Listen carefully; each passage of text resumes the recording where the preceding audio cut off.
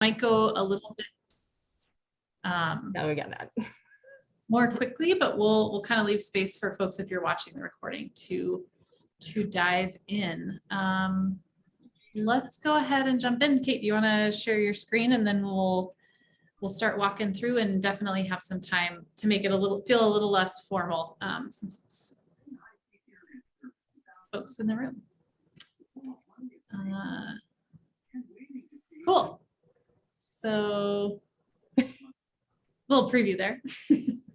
Welcome to session 2, in fact, of the digital platform training series with Montana Nonprofit Association, hosted by Eastern Plains Economic Development Corporation.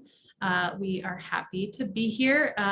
We'll be talking about social media tonight. It's obviously a huge topic, and so we want to make sure that we're providing kind of the basic overview in terms that make sense, and then also opportunities for folks to think through what this means for their own organization, as well as opportunities to ask in questions. So if you're watching this recording, there'll be some pauses throughout for you to reflect and think, and also for participants to join in.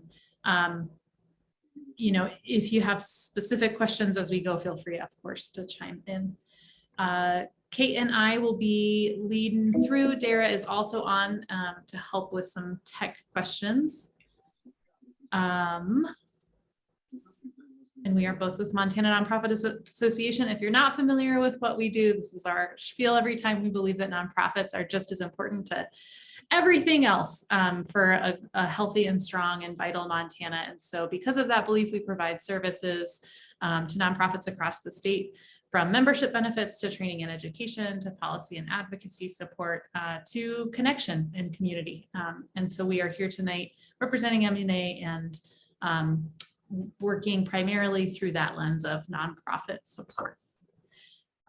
We started last week with your one-page website and tried to cover, you know, what does it look like, whether you're starting from scratch with your website or starting to enhance or rebrand or refresh your website. What are the basics? What are the platforms? What are the conversations you need to be having? And then what time will it take as you maintain that website each week to kind of have the best out there, the best foot forward for your audience? This week, we're talking about social media. Kate's going to talk more about exactly what we'll be covering, and then we'll give a chance for folks to give introductions. Next week, we have emails, design, and outreach. So building on, now you have a website, you've got some social media platforms that make sense for you. What are you putting on them? How are you reaching out to the audiences you already have through email? And what are some easy design tools that you can play around with to zhuzh up what people see from you? And it's not clip art. Unfortunately, we've moved past clip art. We have cool, new, fun graphic design tools that even I can use, which is saying something because that is not my realm. It is definitely Kate's. And then on the on the second next week, our fourth session is about the cloud. So a little bit more around cloud document storage and email solutions. The perennial question of where can you store your organizational documents and communicate with one another? So today we're jumping into social media. Shelby, thanks. I think since this is such a small group, we're going to do like introductions and talk about your biggest question related to social media. But Verna and Kristen, that's just you. You guys, what do you really want to talk about tonight? Is there anything you have big questions about or want covered? I'm not a social media person, so I'm just gathering information. I was kind of interested last week when you said, if you have a Facebook page, which I know the Frontier Gateway Museum does have, and then you also have a website, that by connecting those, you can not be duplicating your information, and you maybe get out there. Yeah, and so I'm here to I'm just listening basically to see if I have the skills to do this. Okay, that sounds good. Do you want to tell me a little bit about your Facebook page? What do you post on there? I don't do the Facebook page at Frontier Gateway Museum. Someone else is, so I don't. Okay. I've never looked at it. I have no idea. Okay. Looks like Dara's gonna look it up. So, Verna, taking a look at your Facebook page, the last time you guys posted anything was September of 2020. Oh, gosh. I guess it's not current, is it? So you don't do it and no one else does. Sounds like. Obviously. What? Or I said, obviously. So that is certainly something I wanted to cover is content generation, but also not creating platforms that you don't have capacity to be updating. That can be kind of tricky. So it sounds like, Verna, maybe that is a problem for you guys, that you don't have a ton of capacity to be updating your Facebook or your website. Is that right? Yes. Yeah. Kristen, did you have some questions tonight that you want covered? I know you have clients. Anything they see or you want to answer for them? Not that I can think of. I do want to assure you that whatever you're going to teach her, Verna is most capable of doing. Whether she enjoys social media or not, she's very capable. Thank you very much. We'll see if I can live up to that. I love that. I think my biggest interest tonight is just to hear what you're telling people they should know and do with social media. Yeah. Not so much that I'm interested in learning how to post on Facebook. Yep. I don't do it much, but I probably can manage it. But I do really appreciate hearing your take on what people Best should be doing. practices. Yeah. Yeah, process. Process, kind of thing. practices. Cool. Okay. All So- of that really helps me. Yeah, for sure. So we can talk about that a little bit. So to start off, I did just want to talk about benefits of social media, about thinking about how it can work for you. For starters, it's free advertising, which is awesome. It's a free organic way to reach people if you're trying to reach people. And anything that we do, nonprofit or business, ultimately is trying to reach people who want to engage with what we're doing. So it's free. It's a great place to start advertising if you're not doing any other advertising. It's also a really nice way to learn more about your customers. I think sometimes people approach social media as like, I'm going to tell people all about me and get people to do this on my website or get people to buy my product. But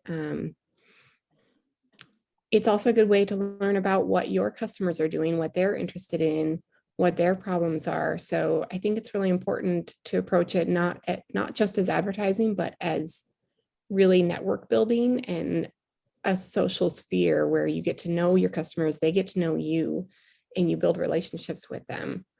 I think that's really key. So my approach is always to think about social media as a whole network, not just advertising, but it's everything. It's engagement. It's you engaging with people, not just people engaging with your brand. It's also, it's where your customers are.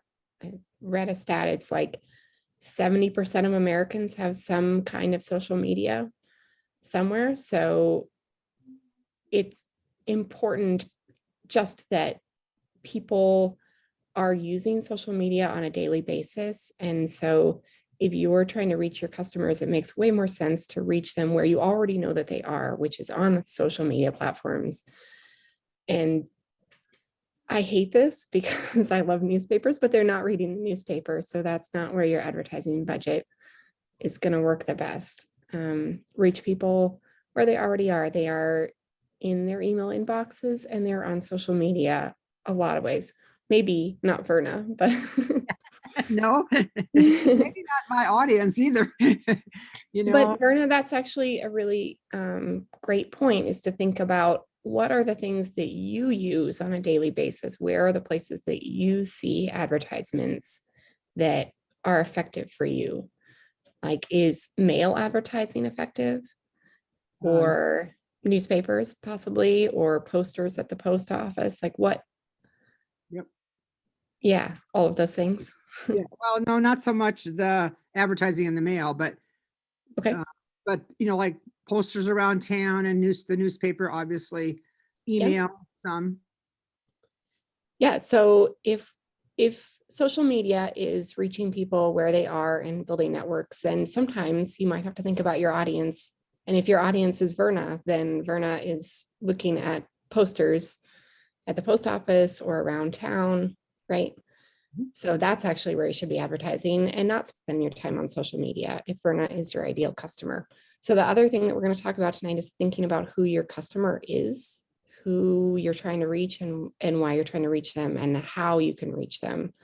And I think that's really the first step in thinking about social media and online outreach. Yeah, so you build relationships. It's just also more ways to access your organization. You know, it's like Shelby called it another door. It's like if your office has more doors to it, more ways to reach you, more ways to connect with you, makes it easier for people to connect with you.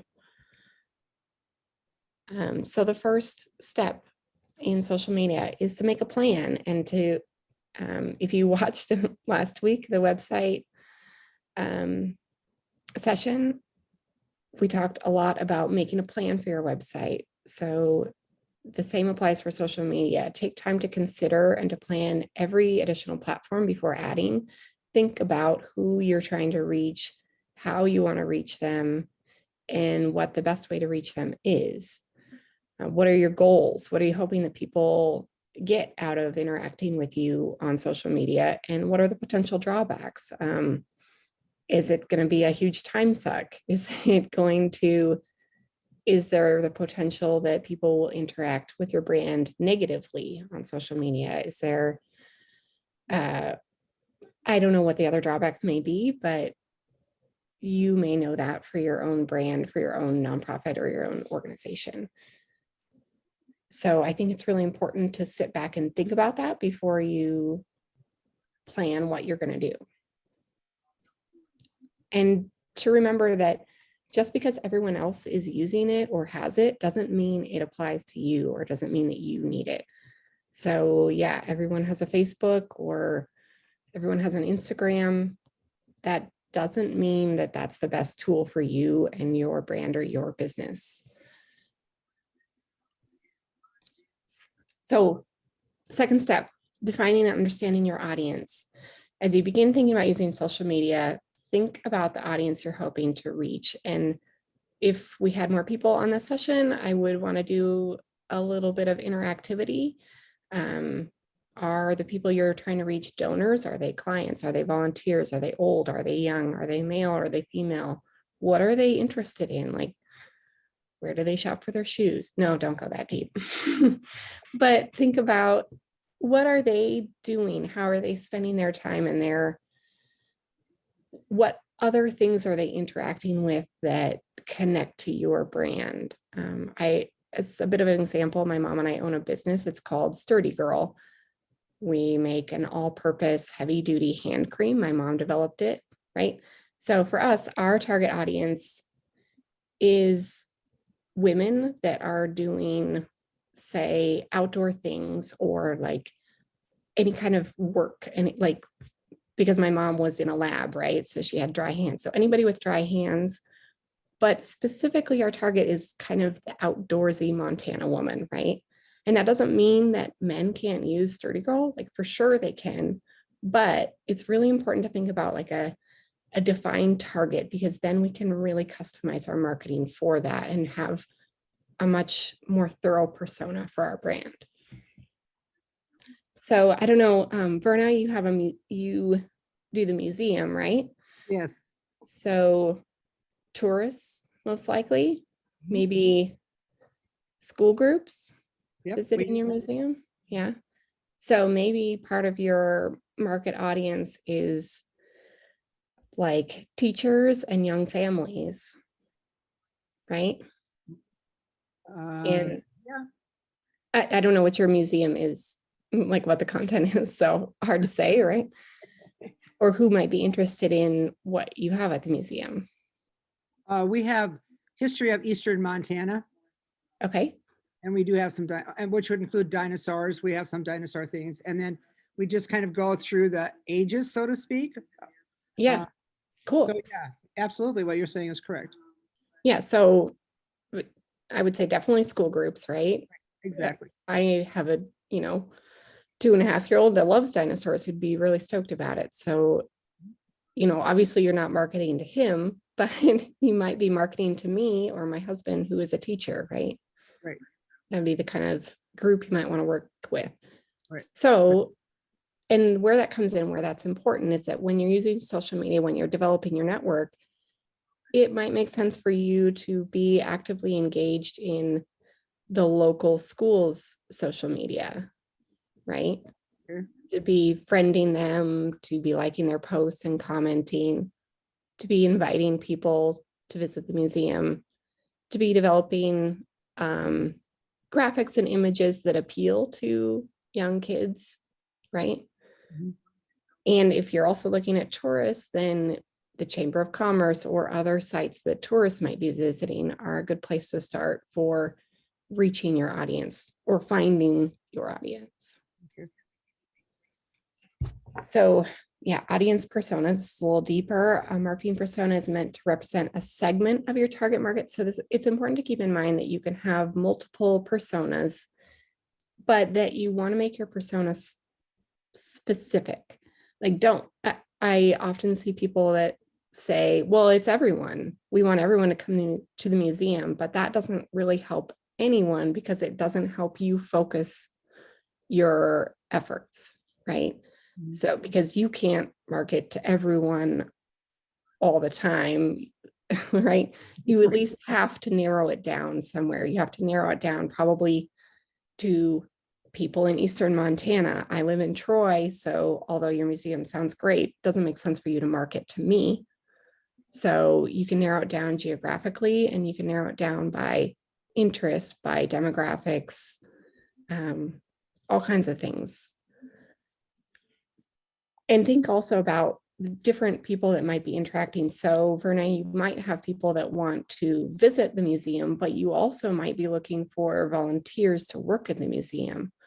So perhaps that's a different group. Perhaps that's retired people, or I don't know, what kind of demographics really tend to volunteer for your museum, but think about where you might find those people that are interested in history that want to help you out, right? So you have both clients, people visiting, but you also have volunteers, you might have donors. Those are all different personas and different target markets and different they will need different ways of advertising to them. And social media is advertising a little bit, right? So an exercise, we just went through it with you, Verna. Yeah, it's important, like think about it and write down the most important audience, maybe I would say approach it through a one at a time, like, right? Don't try to market to all your different audiences all at the same time. Start by marketing. Just say, okay, our goal is to get more school groups to visit the museum. So we're going to start interacting with the local schools more and inviting them more, right? Mhm. Hey, Kate, just for the sake of the recording and for folks that are paying attention and watching the recording afterwards, let's just take 2 minutes and give folks 2 minutes to do that. I know it's funny to like pause, but let's record and really ask folks with that slide up to just go ahead and sketch that out. And people, Verna and Kristen as well, Alyssa, Beth, Dara, take a minute and think about one persona, sketch that out, answer those questions. What is their age range on the slide above this, Kate? Yeah. We won't get better at doing these things if we don't practice. So I'm going to put 2 minutes on and just take 2 minutes. Let's sketch through those, whether you're listening to the recording or here right now.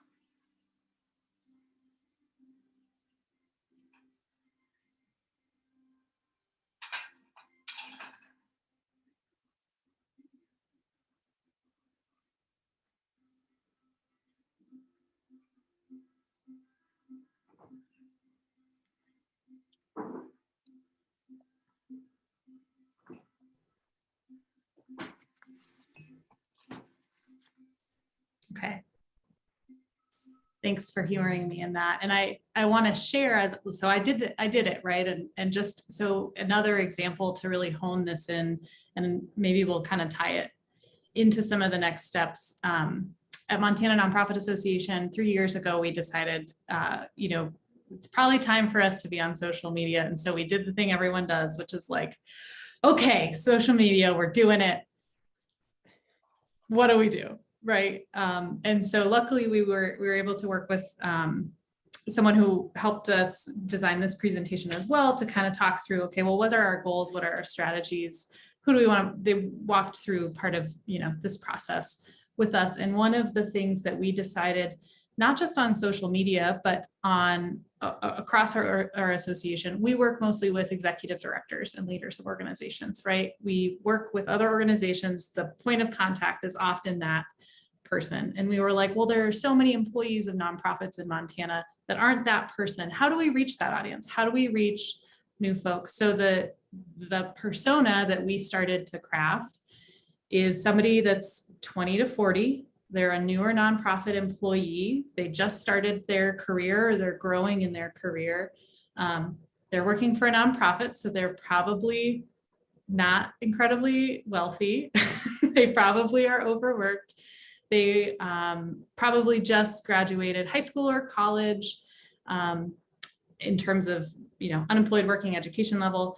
And there may be some places they're looking at for professional development or community within the nonprofit world online. And we listed out a couple of those groups that were like, oh, we see people that follow this person on Twitter, or they follow this Facebook group, and started to pull this picture together. So we knew then, and Kate's going to walk through these next steps, if we have that very specific person in mind, who might be Dara, right?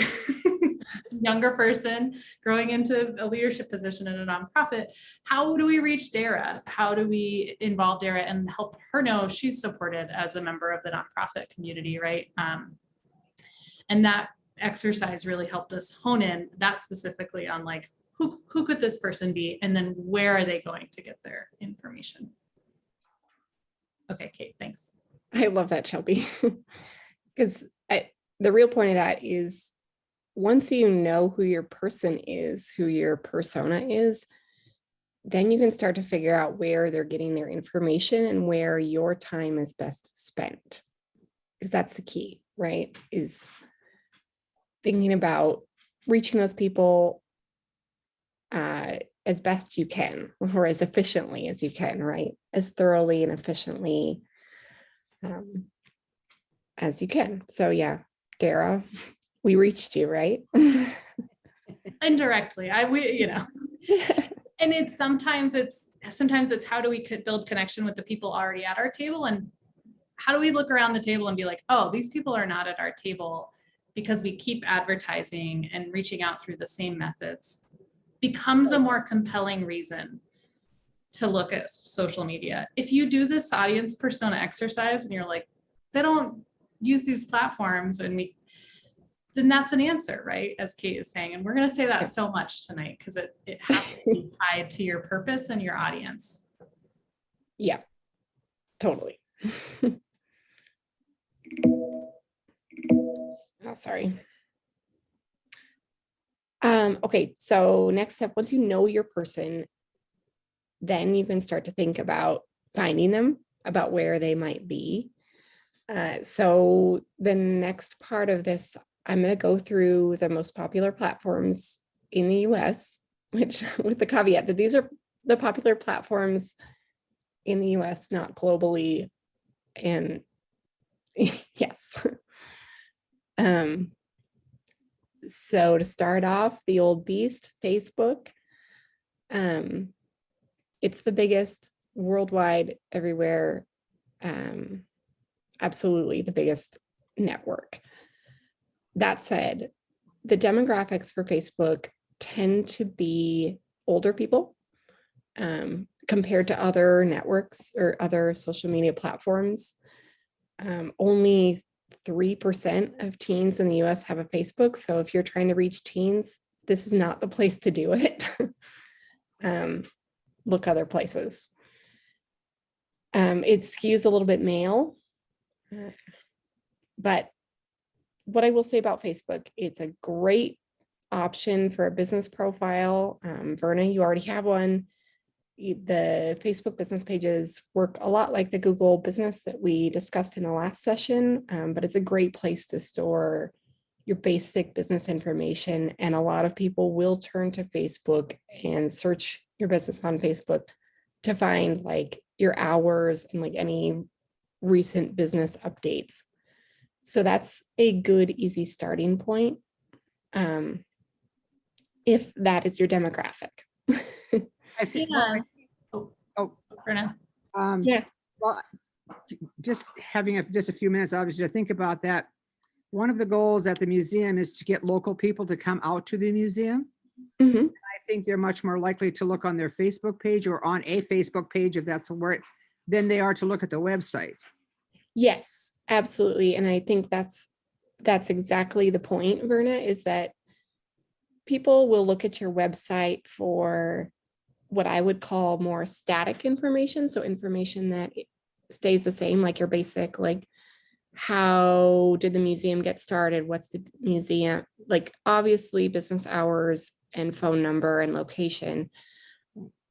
But the website is more of a static home, whereas the Facebook will have the most up-to-date information. People kind of expect that it'll have, we're closed on Tuesday for this holiday, or here's our special event. That's a much better place to put that information than on your website. So if you have that kind of information, I definitely use the Facebook for that, or whatever your other social media is. Instagram is also a really great location, and we'll talk about that later. But yeah, if you're like, for me, for example, if you wanted me to come to your museum, I would actually be way more likely to see you on Instagram than on Facebook. So keep that in mind, right? Okay. It's also great for local marketing. You know, there's a lot of good regional connections with Facebook. Yeah. Just to chime in, I think that's true. I think we do see in Montana some great regional groups. So either your county or your town may have a group, and checking into that and seeing like, is it active? Yeah. When was the last post here can be helpful. We'll get more into that, but that can, I think in some rural areas, it might have a higher use rate for communities. Yep. The absolutely. other thing is, if you don't have a website, or your website domain name isn't your business name or doesn't have a key tag in it, when people search like Google for a business, your Facebook page will pop up if you have one. Yep. Your website isn't tagged or you don't have one. And so if anyone ever has made a Facebook page for your business, which at this point many folks have, Yeah. that's going to be what pops up. And so even if you just have that business profile, they'll at least get something from searching that, which I think is helpful to remember. They're going to be looking at it anyways. What is the amount we can put into it to make it? Yeah. And Shelby brings up a great point, actually. On Facebook, a lot of times people will check into a place or say they're employed by a place, and you may already have some business information on Facebook. So it's a good idea, I would say, to go ahead and just create a business profile, if only to have control over that information so that people aren't adding the wrong information for your business. Because if you haven't claimed it and created your page, people can like create a page for you, and that can be problematic. So I would say it's worth having at least a business page, with the caveat that I personally, I don't like seeing business pages that aren't updated regularly. It just makes me question, like, are they still in business? So consider that.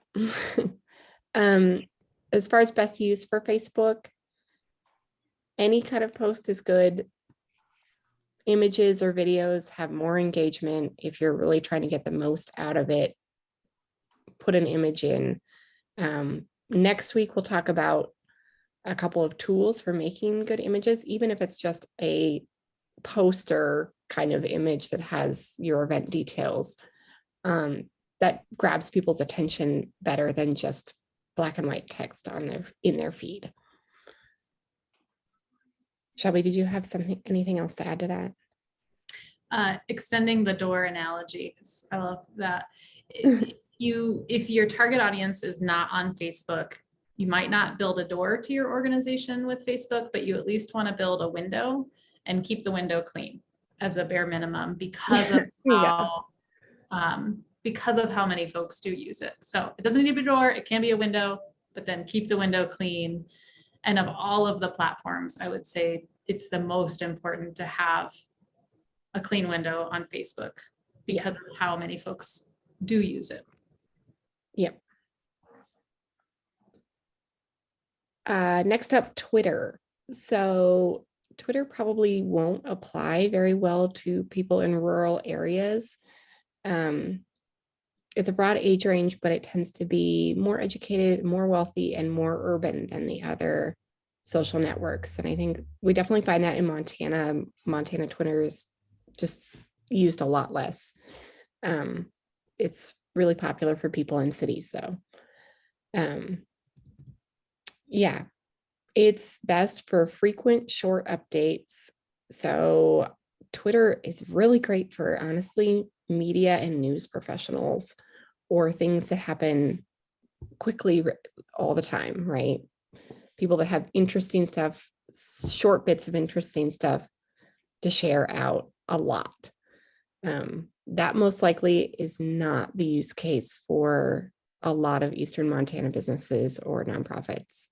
Might be, depending on your audience, but my best guess is that it's probably not. I myself am a haphazard and only occasional Twitter user. To think about this in your area, just like Facebook is hop online, look at your county health department, look at your local government, look at your local chamber of commerce, look at EPEDC, look at the school district. If they have a Twitter account, that might signify like, okay, there's a little bit of an audience in my region that is engaging. If they have a Twitter account and 3 followers, that's probably not a door you need to build, right? Because you're seeing like, okay, the people on here that are going to care, assuming you want that geographic reach, which most nonprofits do, not all businesses are bound by that. That can be a good indicator, similar to Facebook. See who else is in the community. Yeah. And if it feels like there are some other folks and it's being used, what you don't want to have to do is carry the torch for a certain method of communication in your, subsector or in your geography, because it's very hard to try to do that. Yes. Yeah, exactly. So next up is Instagram.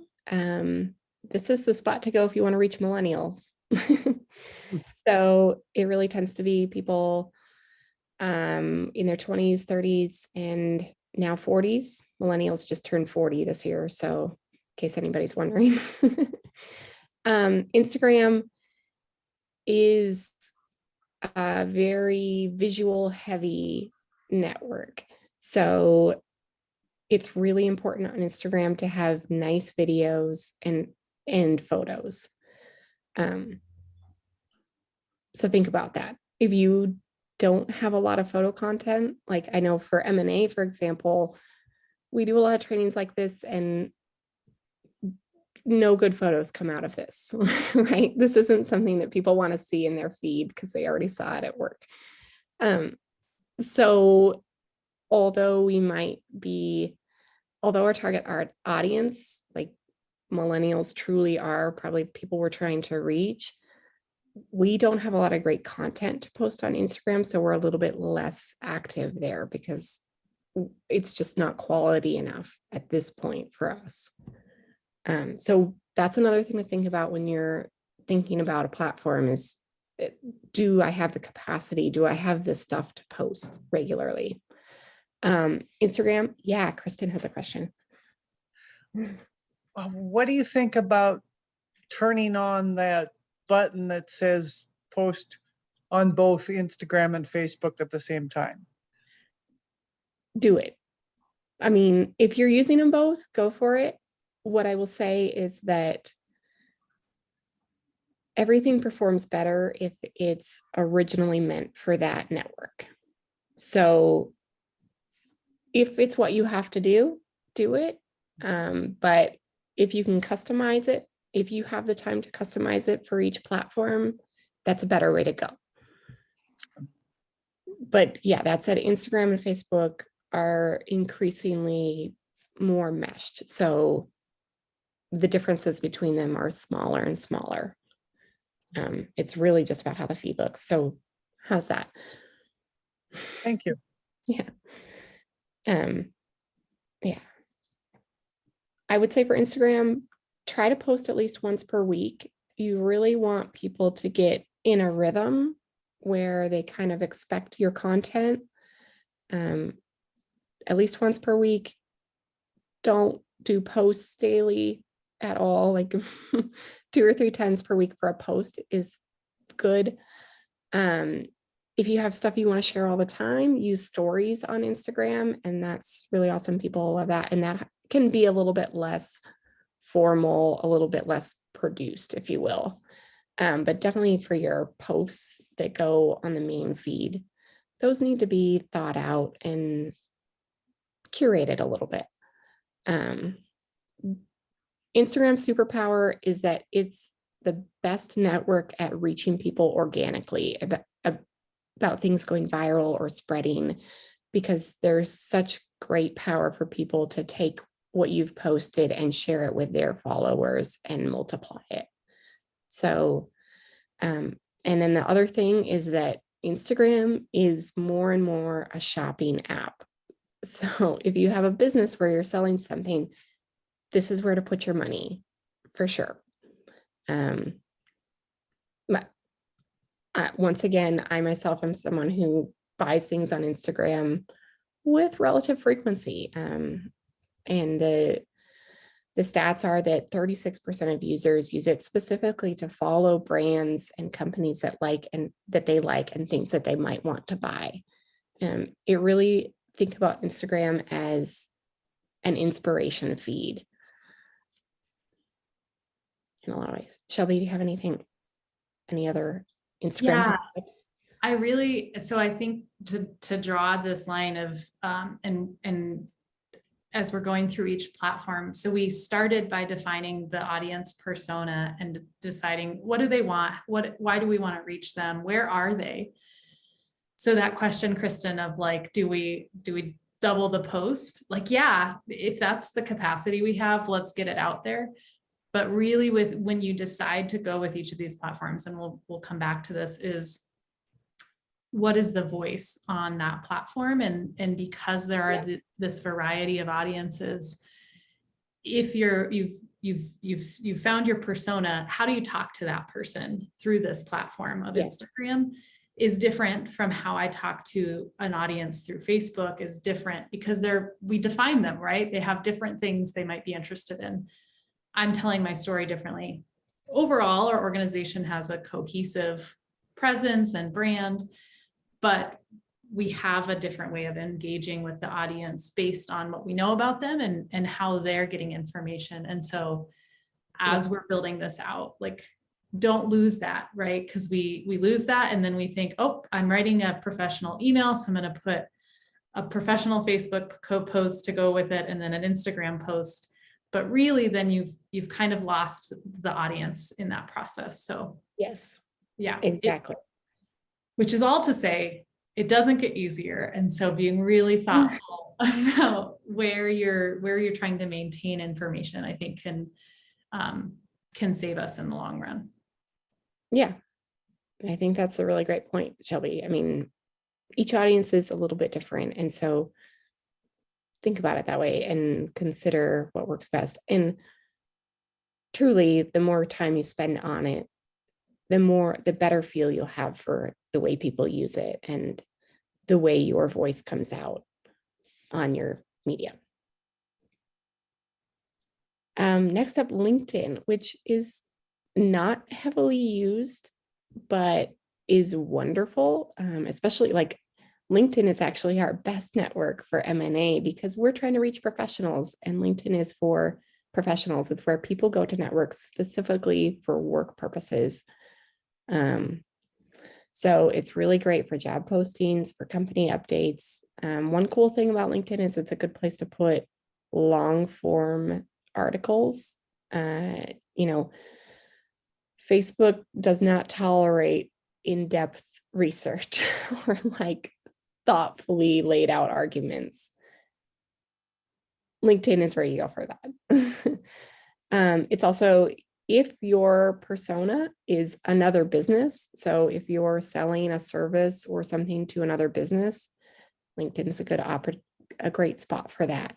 It also, because there's just fewer posts per day because people are less crazy about it, because people do long form things on LinkedIn, there's less competition for the feed, which is nice. So if you do spend time writing an article and put it out there, there's less competition to get it in front of people, which is really nice, because sometimes on the others, it can feel frustrating to put a lot of work into something and for it to just get buried in 2 hours. Kate, I think that demographic of professionals is great. If there is a professional audience that you want to market to that are decision makers, even if your final product is for children, if there is a professional audience of school administrators. Yes, totally. LinkedIn could be an option, and maybe an option of like higher contact than on Facebook. You can have those folks that really are invested in your mission. Or your organization, be your champions on LinkedIn. Yeah, it also has great groups. So like if you want to create like a network of professionals, let's say, or a group that is doing something for your organization, that's a really cool place to do it. One of the organizations I used to work for had a VISTA program, right, called Big Sky Watershed Corps, and all the alumni of the Big Sky Watershed Corps are in that group, right? And so it's this set network that's really nice to be able to tap into. So there are some cool creative ways to use that. TikTok, the young one on the block. TikTok is for young people. It is for humor and entertainment. So if what you're sharing is the least bit dry, it's not for TikTok. There are ways to make it cool. Like, this is a spot where if you're creative, you can really thrive. But remember that it's videos, which take a lot of time commitment, not just in the shooting, but in the editing. Yeah, I can see cool ways to do it, and there are cool ways to do it, but I would approach it with caution. If teenagers and 20-somethings is not your market, don't try it. And I would say also that, Instagram Reels are super similar to TikTok, and a lot of times that content is repeated on both platforms for brands. So if you find yourself doing that, you can kind of co-opt that content a little bit between those two platforms. So this is a nice graphic that I found that kind of lays out all of these with, comparing the demographics, the different types of content, and the different strategies. So feel free to screenshot if you want. I can also send it to you. I just typed it into chat so you can kind of zoom in. Yeah. Well, that'll be in the presentation, Dara, as a link. Yeah, but this is a really good breakdown of the different platforms and who might use it and how you might consider using it.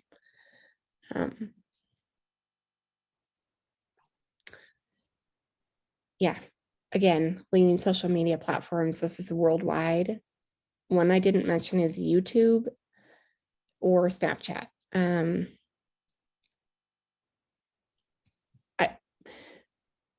YouTube is great. It's videos, and it takes a lot of work to thrive on YouTube and to find your audience on YouTube, I think. And Snapchat, I would mostly say just don't go there. Like, it's, again, it's young people, it's teenagers, people don't buy it. People use Snapchat to interact with their friends, and to be quite frank, it's a little bit of a breach of contract to be marketing on Snapchat, at least in my world. So be cognizant of how people use it. And that's, yeah. I think that's such a great point, which is, so we have this audience in mind, we want to reach them, we've decided they are in these places. And then there is the question of, where don't they want to see us? You know, where will we not be adding positively to a conversation? Where will we not be wanted, kind of, which is a hard question to ask yourself for the organization you're passionate about. But there are places where, if we insert ourselves, like personal conversations on a Facebook thread or Snapchat, perhaps, or maybe TikTok, where that content won't in fact grow an audience or engage, it might turn people off from further, engagement with you. Yeah. And I think that circles back around to the engagement piece. If you are only looking at social media as a way to get people to do what you want them to do, that's not what we're here for. And like, that's not what I use platforms for, as a user, right? I use them to get to know you, to interact with you, to build a connection. So if you're not there building a connection, rethink your strategy. Like, it really is about connection. It's social. It's called social for a reason. And that's part of what's cool about it, right?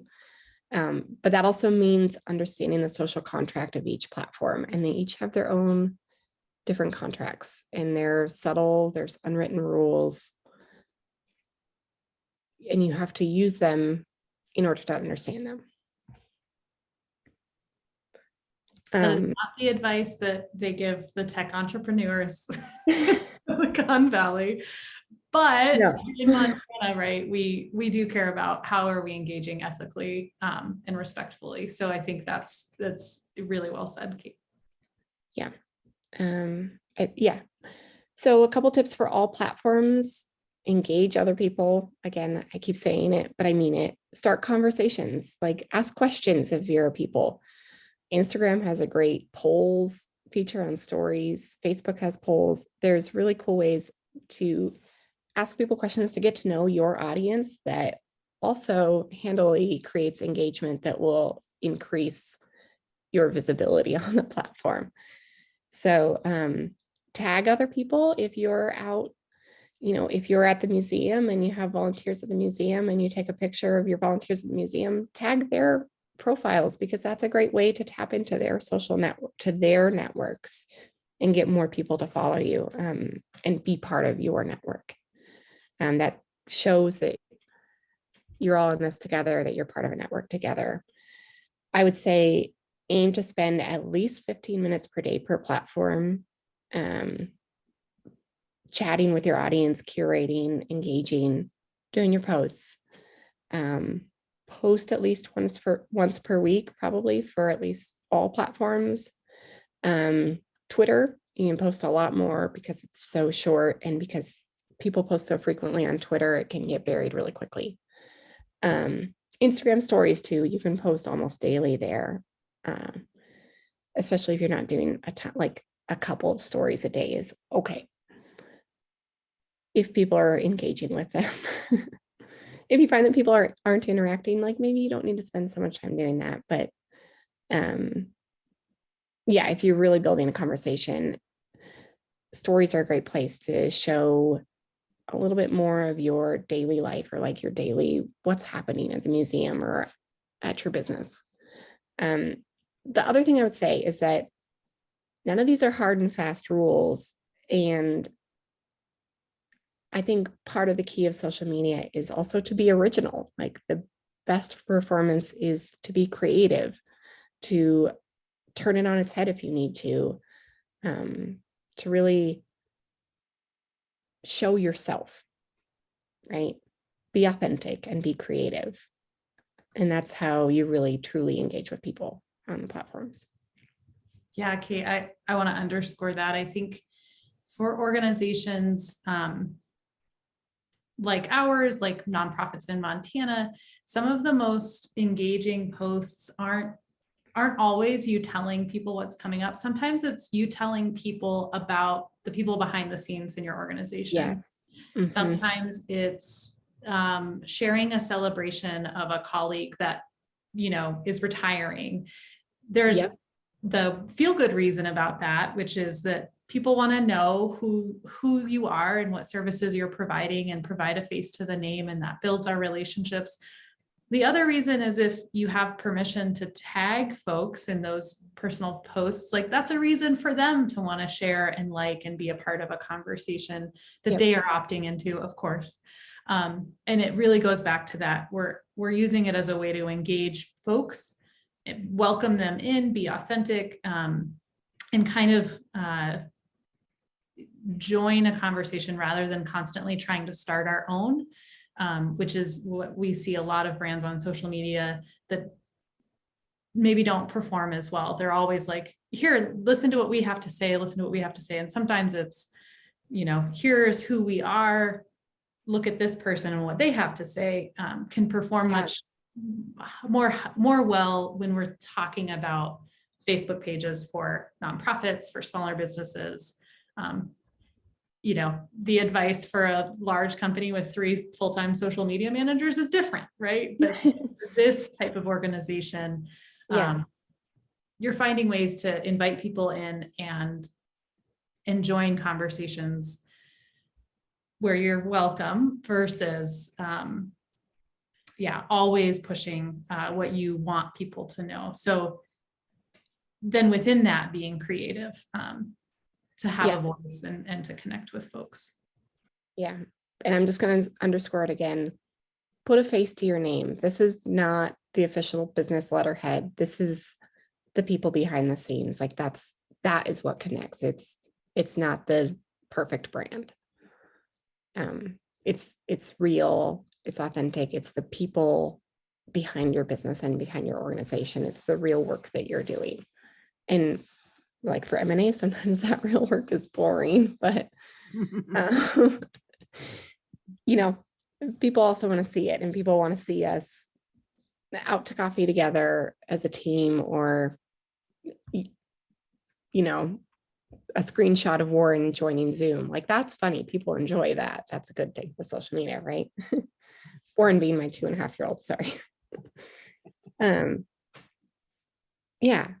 Be creative, be engaging, be yourself, be present.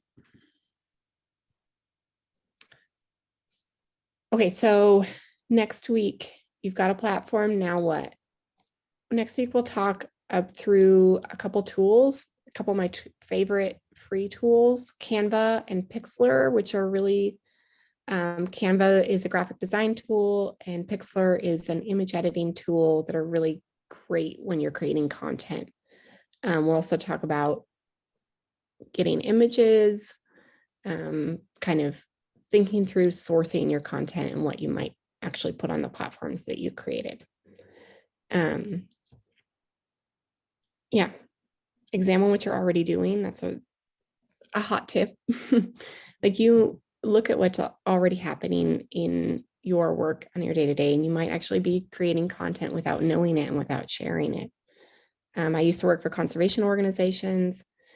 People were always going to check on river restoration sites. And I was like, please just snap a photo when you're out there and post it. Like people love to see the work in progress. That's fabulous.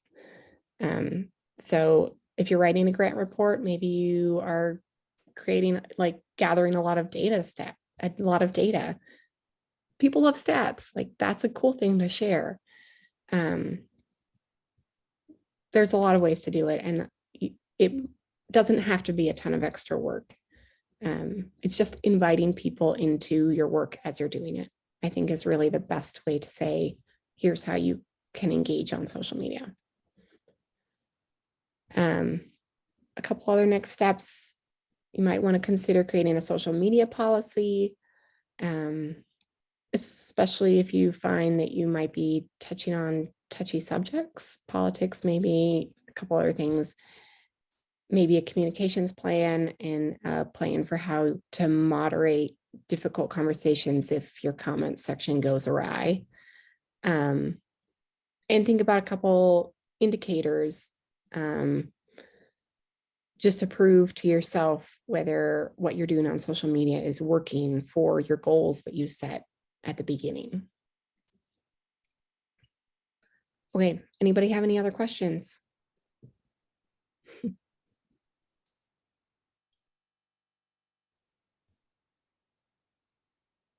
Seeing none, I think we're done.